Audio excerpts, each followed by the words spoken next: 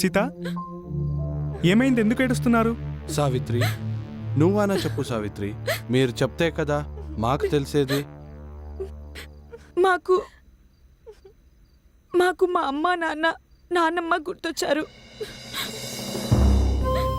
వాళ్ళని చూడక చాలా రోజులైంది. మాకు వాళ్ళని చూడాలనిపిస్తుంది. మమ్మల్ని తలుచుకుంటూ వాళ్ళు ఎలా ఉన్నారు అని గుర్తొచ్చి ఏడుస్తున్నాం. ఓ, దీనికేనా? ఇంతకు ముందే వీడు నేను మాట్లాడుకున్నాం మిమ్మల్ని మీ ఊరు తీసుకెళ్ళి మీ అమ్మా నాన్నల దగ్గర అప్పచెప్తామని. ఎరా? అవును అవును. సీత, సావిత్రి, మీకు విషయం చెప్పనా? రేపు మీతో పాటు మేము కూడా మీ ఊరు వస్తున్నాం. మీరు హ్యాపీగా ఉండటానికి మేమేమైనా చేస్తాం. ఎరా? అవునవును. ఇంకా మీకేం భయం లేదు, హ్యాపీగా ఉండండి. మేము కూడా మీతో వస్తాం, సరేనా? ఏంటి సావిత్రి చిన్నపిల్లలాగా? సీత, నువ్వు సావిత్రి బట్టలు సర్దుకోండి. రేపే మన ప్రయాణం. రేపే.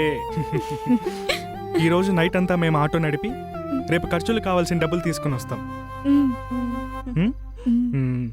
పదరా పదరా.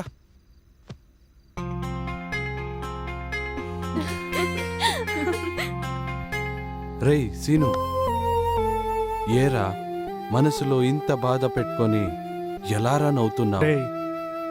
మనం ఏం చూసినా ఏం చేసినా అమ్మా నాన్నలు గుర్తుకు రావడం సహజమే కదరా. సరే గాని మన ప్రేమ విషయాల్ని మన గుండెలో దాచుకుందాం.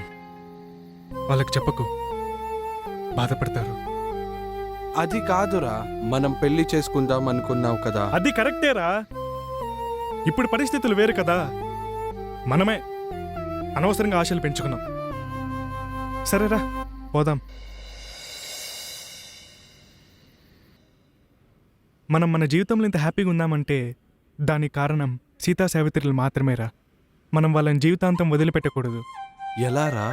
వాళ్ళు మన జీవితాంతం మనతోనే ఉండాలంటే ఒక్క మార్గం ఉందిరా. ఏంటది? వాళ్ళని మనం పెళ్లి చేసుకోవడమే. రేయ్, నువ్వు సూపర్ రా. పద, ఈ విషయం వాళ్ళకి చెప్దాం. పద. రేయ్, ఈరోజే చెప్తావా? చెప్తాలేరా. ఇప్పుడే చెప్తావా?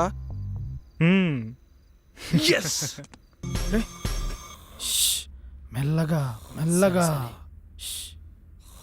అరవకుండా రండి.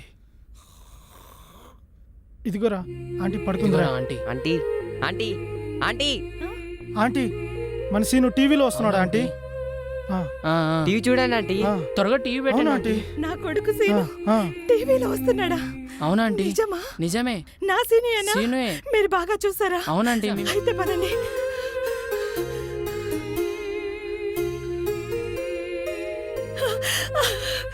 ఒరే, నా సీనురా. అవును నా సీను. అవును సీను, మీరు ప్రాణాలు తెగించి మరీ కాపాడారు కదా, మీకు భయం అనిపించలేదా? ఇలా సీతా సావిత్రుల్ని కాపాడతామని నిజంగా మాకు కూడా తెలియదు. అమాయకులైన సీతా సావిత్రులను చూసి మా ప్రాణాలకు తెగించి మరీ కాపాడాలనుకున్నాం. నా సీనురా. అందుకే మాకేమైనా పర్వాలేదని చెప్పి కరుడు గట్టిన ముంబై గ్యాంగ్ని పోలీసుల సాయంతో పట్టుకోగలిగాం. నేను చెప్పాను కదరా, నా బిడ్డ ఎప్పటికైనా గొప్పోడవుతాడని.